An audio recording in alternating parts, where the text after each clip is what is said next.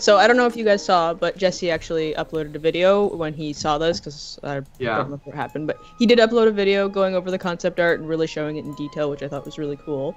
Yeah. So basically, supposed to be like a 5-10 minute quick video, and it ended up being 30 minutes because I apparently always take way too long to talk. So Jesse is chatty. All I know is people were angry. They're like, "That's not what this is on screen at the moment you said that," and it's like, no, just he's just showing everything. Just the comments were a little much, guys. That's all I'm saying. But yeah. Anyways, there's a Japan exclusive Breath of the Wild book that was released with a lot of really awesome concept art during Breath of the Wild's development. Yeah. And so I guess when was this actually released? Like last year sometime? It was released in Japan last year, and then it's being translated and it was delayed for America, or like the Western English audience. Yeah. But I don't know when it was delayed to. But you can pre-order it right now, so you can go and reserve your copy. Okay. You just can't physically own it yet, unless you want the Japanese version. Yeah. But yeah, so like some of the really awesome highlights of the concept art would have been different kind of prototypes and early models for the divine beasts. So I think it would have been really cool to see a lot of different kind of divine beasts. And what else we got? There's the sort of it was December 15th in 2017 was the Japanese release date. Ooh. Oh, and yeah, they're there's a design, and it's like a flying saucer with thin tentacles, and then there's Link with Epona in the background. So it kind of it feels like a very classic science fiction thing going on. That one does, yeah. Yeah. But the submarine ones look really cool. There's one that looks like a giant, like a stingray or manta ray. Yeah. Oh, they look cool. That's all. But sorry. I was trying to see. I can't find who's translating it, but Hyrule Historia was actually translated by Glitterberry, who's a girl that I became friends with when I was writing for Zelda Dungeon around the time Skyward Sword came out, because she was the person that Mossies from Zelda Dungeon would get to translate the Japanese website for Skyward Sword, because they would always they would update the Skyward Sword Japanese website, and then a week or two later they would update the English site, so they would get Glitterberry to do it. And she was also doing a fan translation of Hyrule Historia because it was releasing alongside it. And she was doing such a good job with her fan translation that Dark Horse, I think the people that made Hyrule Historia or published it, hired her to do the official translation. So she might be the one who's also doing this, but I'm not 100% sure. It would be cool if she was, though. Anyways, continue, guys. Yeah. Yes. So I don't know if when you actually do the entire video, if you're gonna be showing the different kind of concept art in the corner again type thing, because I feel like you do that sort of stuff. Just here, I'll do this really quick. So I'll scroll through it so you guys can see it. But yeah, show people some cool stuff. I have a full analysis, or where I give all of my thoughts on all of this. But it's a giant crab that looks like it was conceptualized from the lobster crab thing that we see on Wind Waker Link's thing, or at least that's what it puts me in the mind of. The coolest thing here, though, is we see two different underwater divine beasts. One is a giant whale that has a huge opening for a head. It doesn't even really have a head. It just has the. He looks kind of like a telescope underwater. Yeah, and then but we have the mantis-looking thing that reminded me of the enemies from the Water Temple in Ocarina of Time that would kind of fly out of the water and attack you and go back in. Oh yeah, those annoying ones. But the interesting thing is where these are underwater, and of course in the Akala Tech Lab, or one of the ancient tech labs, I think it's the Hateno one. There is the concept for the divine beast that a lot of people thought was going to be the 5th divine beast in Breath of the Wild, but it ended up like the concept for that isn't even in this concept. So maybe there's other concept art for even more divine beasts in the actual book. Like these, this is like 5 colorized divine beasts, and then the well is still in like black and white. So Yeah. maybe there's even more to be found in the book, but I keep getting off topic. The important thing is that these are underwater. 2 of these are underwater, and then the one in the tech lab was also underwater. So there's concept art for 3 underwater divine beasts. When the game... I think that would be really cool if you had underwater divine beasts, because in Breath of the Wild we don't see any of the underwater portion of the game. Yeah. So, like the water divine beast still kind of works out because it's an elephant, but it's like it just stands there, where like the camel divine beast just walks around the desert and stuff, and it's actually moving.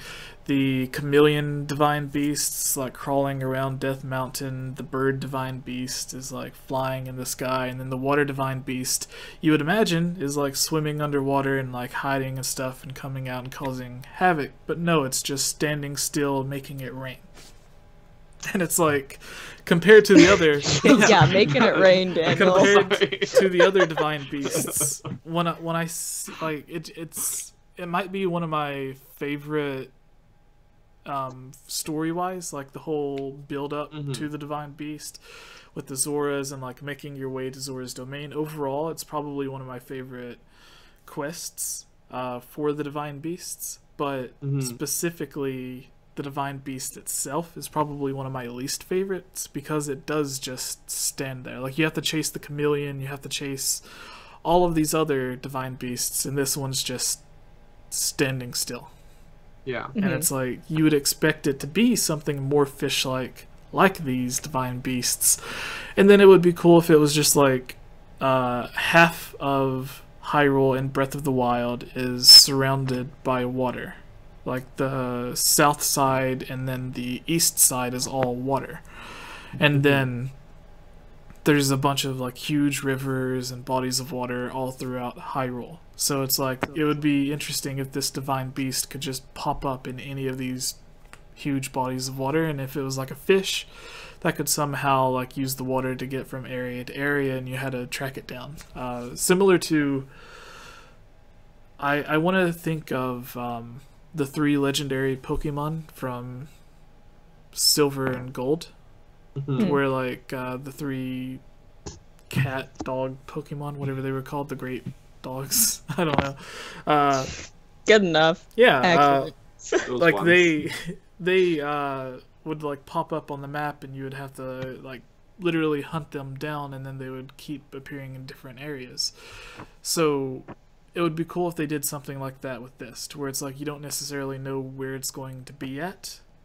You just know it's going to be in the body of water. And then like if you're running across the coast and you see like a wave going across, then like, you know, hey, that's where the divine beast is.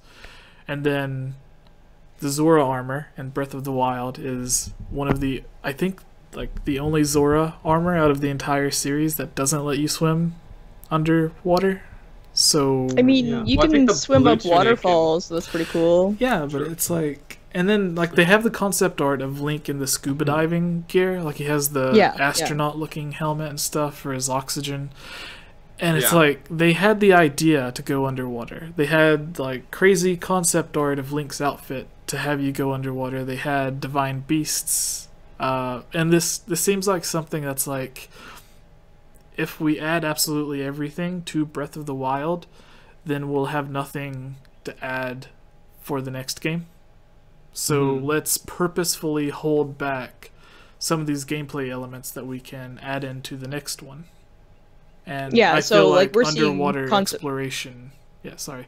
But yeah, okay. Underwater exploration seems like just one of the things that's like, it was there and they took it away just so they would have something new and exciting to put in the second one. Yeah.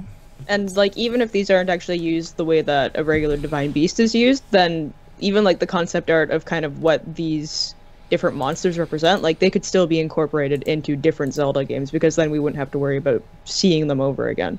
True. So like it's still an idea they have going on. Yeah. Could just be a monster. The other cool thing about the Divine Beast is the one that looks like it's from like War of the Worlds. That has like the giant spider-looking tentacle-ish one has like these much more so than the other Divine Beasts, or at least a couple of these, like the mantis-looking stingray Divine Beast that's underwater, the dinosaur-looking Divine Beast, the one that looks like it's from War of the Worlds, and then the giant crab Divine Beast. So 4 out of these 6 Divine Beasts look like they're designed to hold villages or cities. Yeah.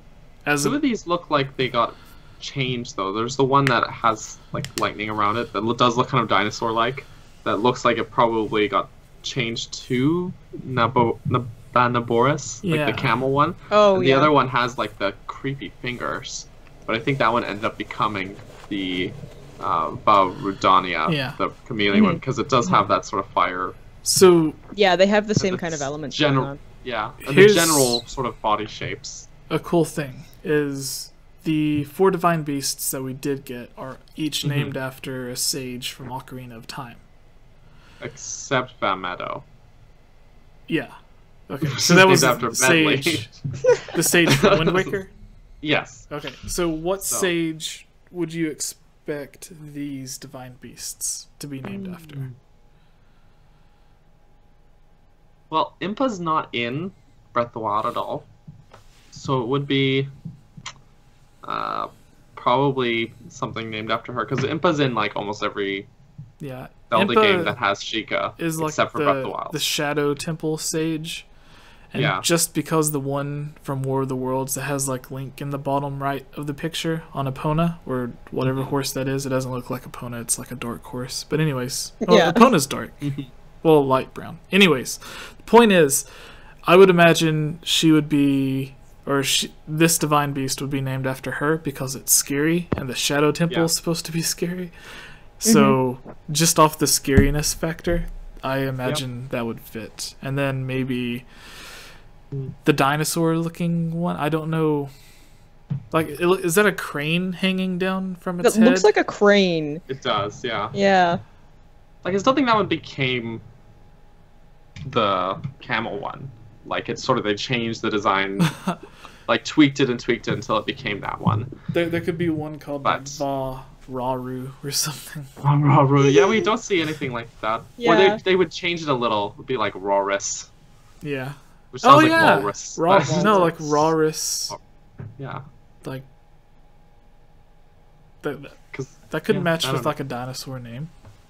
Rauris. Like dinosaur, Dinoroar, XD. And then like what else was there? There was there's I don't know. There's Rudo, Darunia, Saria, and Fado are 2 other sages that I don't think are mentioned at all. None of these would fit with Saria. Like, there's no Va Saria or anything, because like they just look like water. I don't know if that's lightning striking near that Divine Beast, or if it is causing the lightning. Yeah. So, anyways, we can move on to the next one. What are some of the other concept art that we see here? There's a really cool one that looks like, it really reminds me of this unused enemy that was in the concept art in beta of Twilight Princess. It's like the Armos. Find a picture of it. Yeah. It was unused in Twilight Princess, and then it looks like they adapted sort of that same design for this, but with the Sheikah sort of designs. Well, that's what Nintendo always said, is like if something goes unused in one game, they like tweak it and reuse it for other games. So it looks like and then they still didn't use went it. Unused twice. The one that made me laugh, if you actually watch the video, like I start laughing whenever it comes to like the weird centaur Lionel thing that's like dressed up in the jazzy clothes. I think it's an early horse god I design. think he's beautiful. And he is fabulous as well. So. There's Is Hylian. fabulous. I don't know if that's Hylian text or just Japanese text in the picture with him, but I don't know what it says, and I would love to know. And then there's like a male Impa looking character that's I think's just like one of the Sheik warriors, similar to like the Yiga clan warriors. Oh my gosh, Daniel, what you just sent me is hideous. The Armos thing? Yeah. Wait, did it load the right? Did I send you the right Oh one? yeah. Yeah, that's the from you Twilight did. Princess. Yeah, his face is gross, but I think he was an enemy that would have been in like the Temple of Time dungeon. Yeah, So yeah. he kind of fits in with the Tower of Gods aesthetic in Wind Waker as well, if you ask me. But I do see how that yeah. is. That's what it reminds me of when I see that. I don't know, but it's got the more Twilight, princess sort of motif to it. Yeah. I also said in my analysis that the concept art for the Great Fairy Fountains looks a lot better than the ones we actually got, because all the Great Fairy Fountains look very similar to each other, whereas in this there's concept art for like an all golden fairy fountain, but then there's concept art that matches the different areas. Like there's one that looks like it would have been next to the Gerudo town or Gerudo Fortress, whatever it's called in Breath of the Wild. I keep getting them all mixed up, but like it's made with all of the jewels and stuff that you find around the area, and then there's just like different ones that are like really cool looking and stuff. I would really like to see if there are more images from the book to see what the if there is the Kokiri champion that was taken out of the game, like if there's artwork for that. Well, I think it is somewhere in the book. I think that's where that came from. Yeah, I really like. There's also but it's not artwork, but there's screenshots of the map, and it shows sort of like the routes that Link and Zelda took and the memories and stuff. Yeah. Like and I'm like, that is cool. I don't know. That's cool. That ties in the memories to make kind of sense in the game. Yeah. And then there's like, I couldn't figure out if it was like Zelda's mother, but there's like concept art of Zelda. I think the other one's like a darker haired Zelda in a different outfit, but the one on the right, that one totally looks like a mom. Yeah, it looks like concept art for what Zelda's mom would have looked like, and the outfit is very similar to one of the dresses that we see Zelda wearing, just like a more like age. Is that good to say, age appropriate? Like, this looks like it's meant for old people. No, like that's rude. Yeah. As someone who is personally a grandma, not actually, but I act like one. That's for someone offensive. who is figuratively a grandmother. Yeah, you heard her. And then there's other concept art of like we've seen this as well. There was concept art for Link wearing like normal teenage clothes for what you would imagine someone in today's time wearing, just stylized for Breath of the Wild. Like he's wearing a hoodie, and there's one where he's like playing a guitar and everything.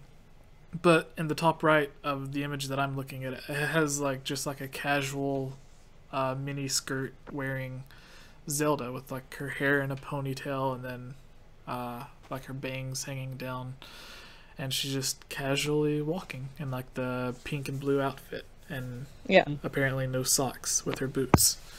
So, the Princess Stinky Feet. And then we have in the bottom left, there's concept art of Zelda from Breath of the Wild doing the pose and wearing the outfit from young Zelda from Ocarina of Time when she like turns around at the window to look at Link. Yeah. She's doing like the same pose, but it's adult Zelda as opposed to young Zelda. Yeah. And our horse. And her horse. But yeah, what Daniel was saying, there is like paths and everything to show like the different paths that the sages took, and I noticed this in the video that I did, if I can find it, but it looks like in one of them you can see where what's his name, Ravioli flies Daruk to like there's a spot where it shows like all of the different sages and their paths, but then it gets to the path that goes to Death Mountain, and it looks like Ravioli just like drops Daruk, or like lands him or drops him off. But I thought it was interesting to see the collaboration between them, because it wasn't until the very end where Rivali started being nicer towards the other. So to see like this implying that not only was he like getting along with the team, but he was actually helping them out. Because it just looks like everyone else has like a twisted, tangly path, but then I almost said Valrita. Rivali's path is just like a straight flight, but then like a third of the way there you can see where it splits off, and then Daruk goes on his path to the castle. And then on Mifa's path, you can see she didn't just go straight to Valruta. She took a long path around, which I also talk about in my video. And it looks like she takes the path that Link takes to get to Zora's domain. So like you're taking the same path as Mifa, but instead of going straight to the Divine Beast, it's like she's warning. Like she goes to Zora's domain to warn the others, and then she goes to the place. Yeah. So it's not like she just rushes to get there. She actually, But if there are any other that stands out for you guys, we can talk about them, or we can move on to the next news story. There's the Happy Guardian that made me laugh. Concept art for like another, the City in the Sky. There's concept art for, the City in the Sky has the big windmill that reminds me of the windmill from Kakariko Village. There's concept art for like the Mount Rushmore of the Gorons. Which I think there's only one mountainous area in Death Mountain that's like carved into the shape of a Goron, where like here there's four beside each other. There is still I think there's 3 now, but they're all like one on top of each other. Okay. It has Daruk as the biggest one, and then one is actually Darmani from Majora's Mask, which makes no sense, but and then the other is another Goron, I think a younger, if I'm remembering correctly, a younger Goron. But they're like kind of clumped together, not like side by side like that. Yeah, and then Daruk's doing this great pose, like I don't know. The concept art for the wizzrobes, the one on the very right, terrifies me. Oh yeah. Yep. There's one with the wizzrobe without the robe. The naked wizzrobe. It's just a whiz. It's a whiz. He's the whiz kid. Because there is no robe. I like that there's the one that's sort of on the the middle right. Looks very like the pose. Classic Zelda. Or a bit like the pose, but I was thinking like maybe minus the brim of the hat, but like the wizzrobes from the original games, and then Link to the Past and the NES Zeldas. I definitely thought Poe when I saw it, just because of like the little flame elements, but yeah. Yeah. That's I was playing Wind Waker and the wizzrobes show up in that, and I'm like, wow, these are really different than every other wizzrobe in every other game. Why are they toucans in that game? But in every other game, they are. You know they are. Oh wow. Anyways. Yeah, they're definitely toucans. They're 100%. There's some. Oh my gosh! I actually just googled it. There's fan art of a toucan like from the Fruit Loops, and he is. Uh-oh. Oh no. Oh, I love the Happy Guardian makes me laugh so much though, because he's like doing like hats off to you.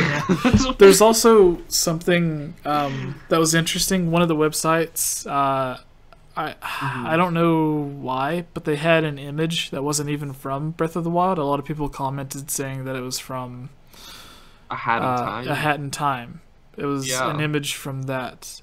And I was thinking, why did these websites have it included in with the Breath of the Wild stuff? So, I don't know. Like, Zelda Dungeon doesn't. Makes sense. No.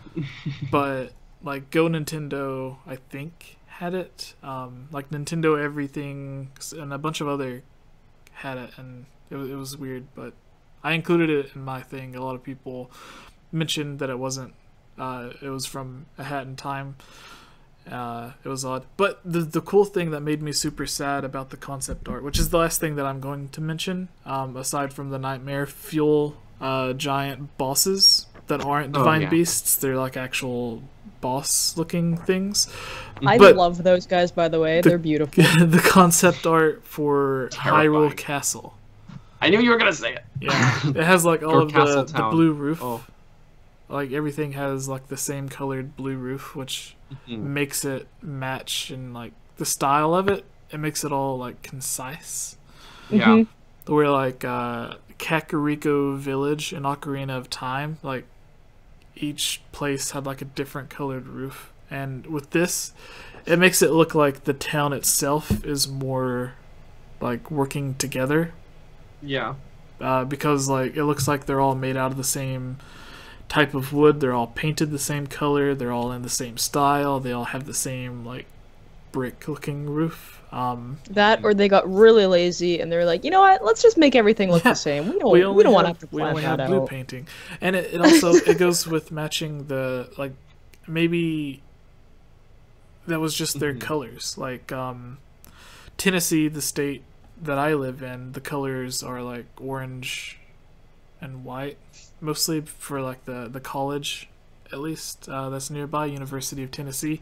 So like you see orange and white everywhere, so like maybe blue is one of their like national colors or whatever. Yeah.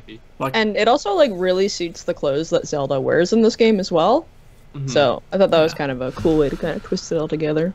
Yeah. It's sad though, because we see this, you know, version of Castletown in like the backstory in the game, and in the memories and stuff. But yeah, the cutscenes. Yeah, but it's nice to see it like thriving like this, and it makes me sad because I want to actually like run around in that town and explore and break into everyone's houses and break their pots and stuff. So pet their dogs, the usual. Stuff, yeah. Oh, Jesse left and now he's back. Sorry. Terror. No. Yeah, no, it's just it's like almost an evolution of like the Twilight Princess Castletown, only it looks like it's far more open and actually interactive. So which in itself was sort of an evolution of the Ocarina of Time Castletown. So I would have liked this. It is an explorable part, but I get it. Yeah, that's what I always raised it, destroyed it. I always liked that from the Castletown. Was in Ocarina of Time, everything was based off like in a circle. There was the fountain in the center, and the camera just like was in a static position and panned around the place. And then Twilight Princess had like the same type of fountain in the center of town. It's just the back alleys were all expanded.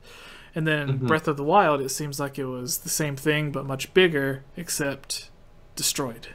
So yeah. But before we move on to the next thing, I want each of you to pick out whatever your favorite concept art here is. Kayla, you mentioned you liked the monsters. Yes. So would you like to talk about those for a second before we move on?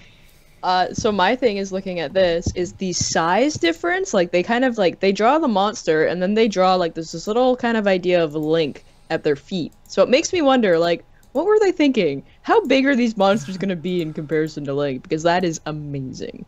And also, I love that scary stuff. Like, I feel like they, especially in Ocarina of Time, like they kind of tied it in a little bit with that Shadow Temple.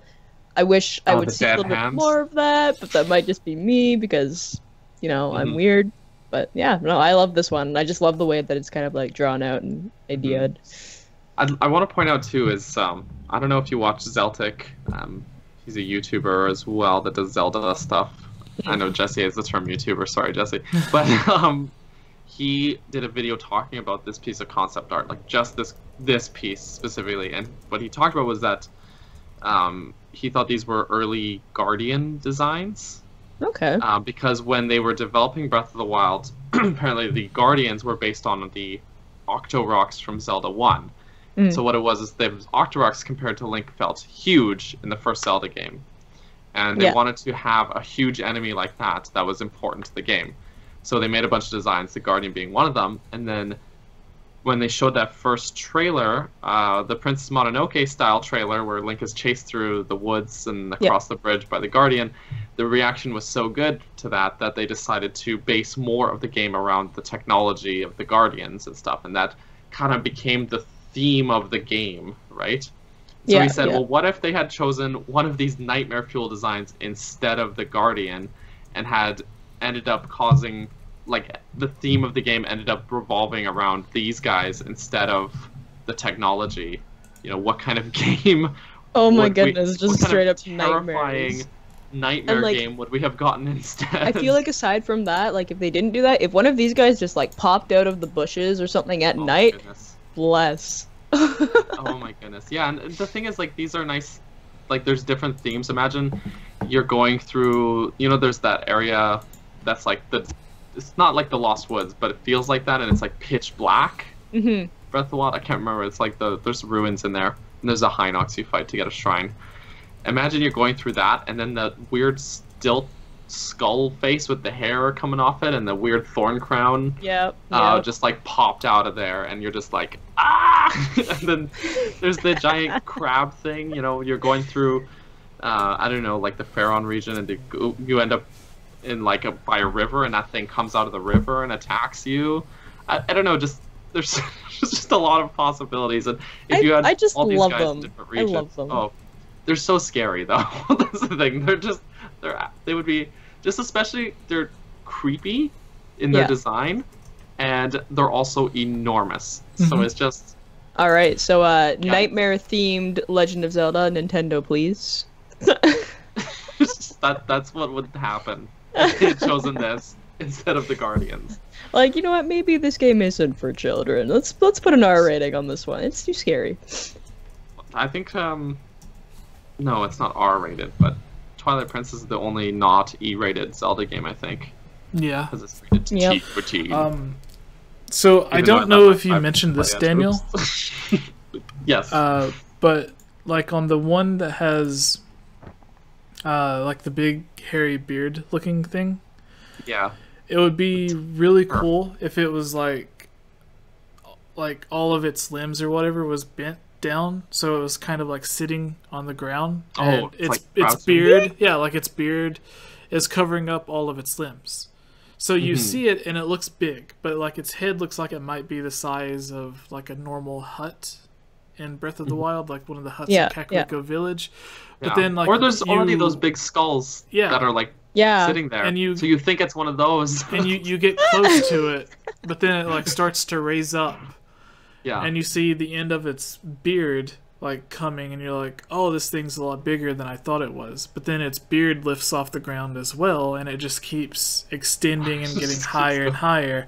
And then when you finally look at it, it has like these two giant legs, and then these two super duper long hands just dangling down.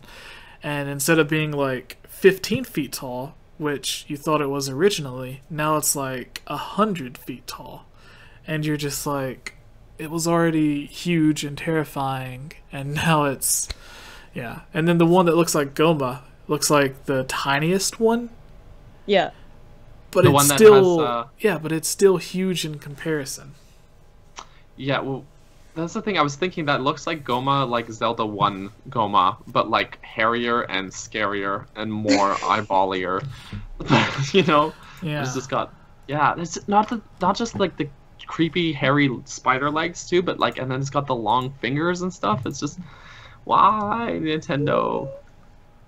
Also, obviously, they've got some great artists that are not getting the spotlight that work there. So. What is going on with that? Someone followed me on Twitter.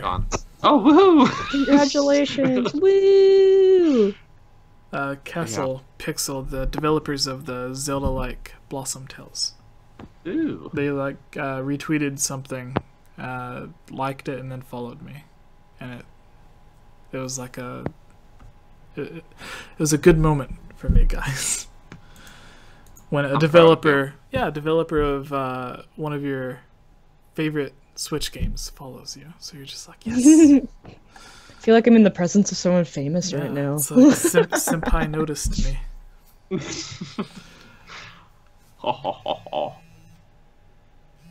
You know, like, I never thought about it as a kid or whatever, but Goma in general, in most of its designs is really freaky. Like I just googled like Goma concept art.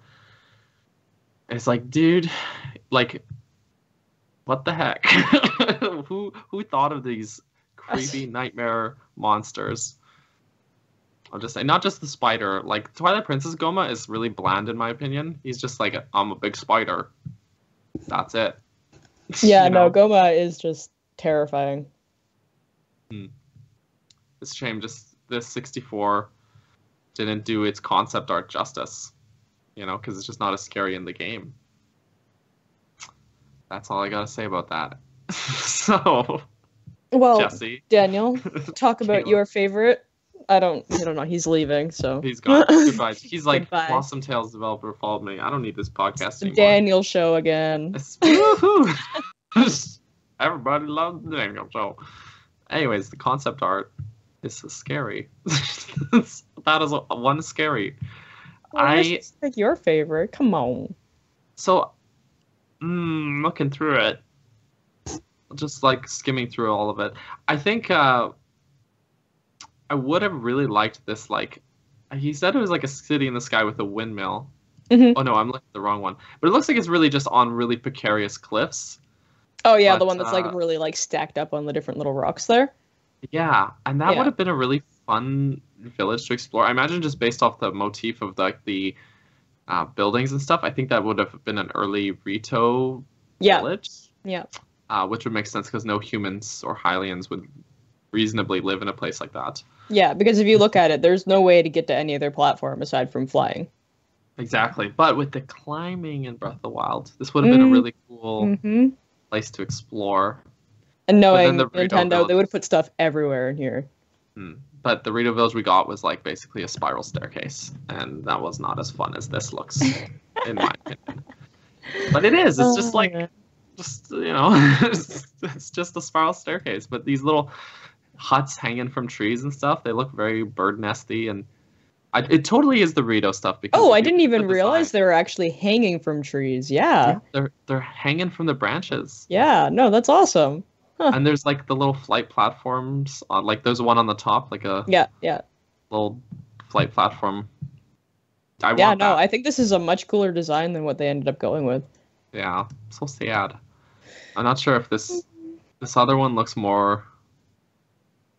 The one next to it, which is also a precarious cliff village with a windmill. I don't know if this is also supposed to be Rito. Or what? Well, there's like this giant bird on top, so this kind of says Rito to me. I don't know. Yeah, it has like there's banners on the top that have the Zora symbol, but it's red, which implies Rito to me. They've got the more red motifs on their clothing and stuff.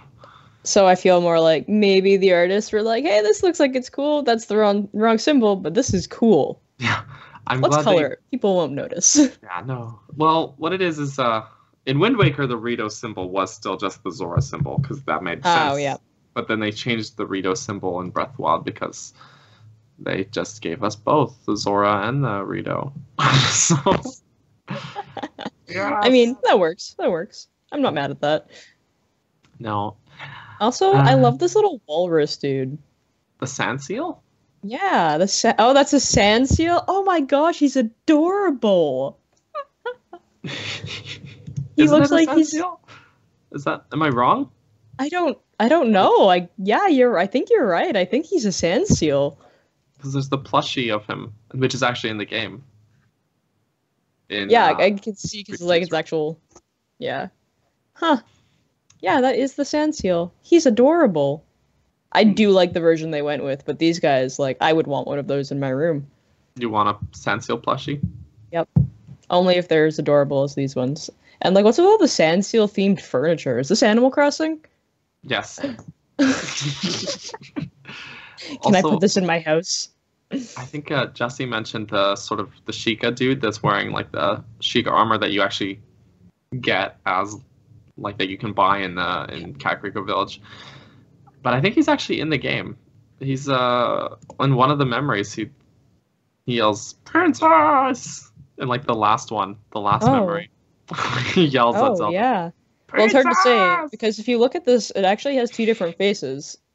Like, the guy wearing it, he's got eyeliner, he's angry, he's beautiful. He's got the tattoo.